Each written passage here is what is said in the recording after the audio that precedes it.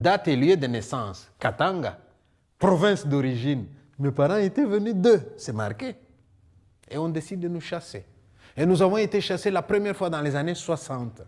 Et n'oubliez pas, Lumumba a été tué en 61 de ces côtés-là. Lumumba, c'était un Kassaïen aussi.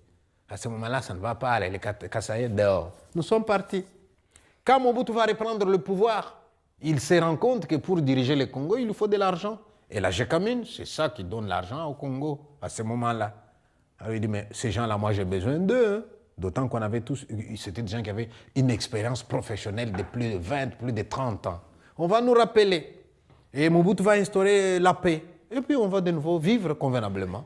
Jusqu'à 90, une deuxième épuration ethnique va se présenter pour qu'on nous mette de nouveau dehors. Que s'est-il passé au Congo en 90, en 90? Eh bien, tous les Congolais étaient d'accord sur un point. L'ennemi du Congo, c'est qui? C'est les dictateurs. Il faut qu'ils s'en aillent. Mais le dictateur était intelligent. Il s'est dit comment créer une diversion. Je vais créer une guerre artificielle ici, dans mon pays. Comme ça, quand ils vont s'entretuer, moi j'irai avec mon armée, je vais mettre de l'ordre. Comme ça, l'opinion internationale qui nomme le président quelque part en dessous, eh bien, verra qu'il n'y a que moi. Et ils vont me maintenir au pouvoir. Et Mobutu va appeler quelqu'un du Sud, qu'il va nommer Premier ministre, alors que la conférence nationale avait nommé Premier ministre quelqu'un du Kasaï. Et Mobutu savait qu'en mettant de côté celui du Kasaï, en nommant quelqu'un du Katanga, il opposait déjà les deux provinces. Et il va dire à celui-là, vous rentrez chez vous au Katanga, vous faites en sorte que la province du Katanga me soutienne, et je vous permets, vous, de mettre dehors les Kassaïens qu'il y a chez vous. Vous prenez leur travail, vous prenez leurs biens, et voilà, ça va continuer. Et moi, j'aurai le pouvoir si j'ai la province la plus riche. Cet homme-là va marcher avec Mobutu. Et nous, on est au Katanga où on voit les discours qui changent. Ils viennent là-bas à la télévision. Hey, on était d'accord de mettre Mobutu dehors, n'est-ce pas? On va un peu patienter.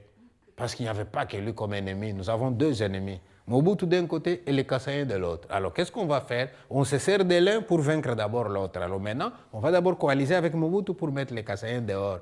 Et c'est des chansons pour exciter les gens. On va prendre des gens qui n'ont pas de boulot. On les drogue, on dit attaquez les Kassaïens. Quand ils seront partis, vous aurez leur travail, vous aurez leurs biens. Et ils vont attaquer. Ça a commencé à Jadoville, pour ceux qui connaissent les Katanga, Likasi, Jadoville. Ensuite, Kolwezi, Lubumbashi, timidement, on n'a pas beaucoup attaqué à Lubumbashi. Et comment est-ce que ces gens-là procédaient? Le matin, on laisse monsieur sortir, aller au travail. Et parfois, il y avait des gens qui allaient travailler à 15 km de chez eux. Hein. Alors, si on vous attaque au travail, vous êtes vulnérable parce que vous n'êtes pas tout près de votre maison.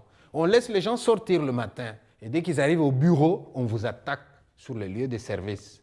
Là, vous êtes faible parce que votre préoccupation, mes enfants, où sont-ils en ce moment? On a chassé les enfants de l'école en même temps. Et madame à la maison, on l'a chassé de la maison. Alors vous voyez l'homme chassé du boulot qui sort. Sur le chemin, il cherche ses enfants. À l'école, il a ses enfants. Et quand il arrive tout près de la maison, madame vient en pleurant. Les gens n'ont plus qu'une direction qu'on leur indique. Allez à la gare. Là, vous allez prendre un train qui va vous amener au Kasaï, à 1000 km de là, d'où étaient venus vos ancêtres.